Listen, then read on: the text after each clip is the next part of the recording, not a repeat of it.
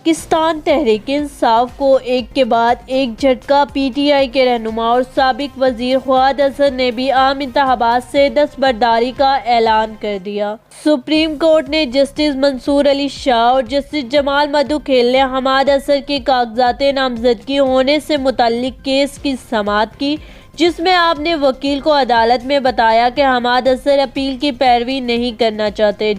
मंसूर अली ने सवाल किया कि हाई कोर्ट ने अपने फैसले में 62(1)(s का हवाला क्यों नहीं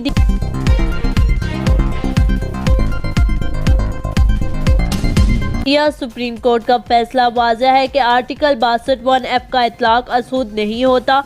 जस्टिस मंसूर ने कहा कि अपील वापस लेने की वजह से हमाद अजहर को फैसले का फायदा नहीं होगा। जस्टिस जमाल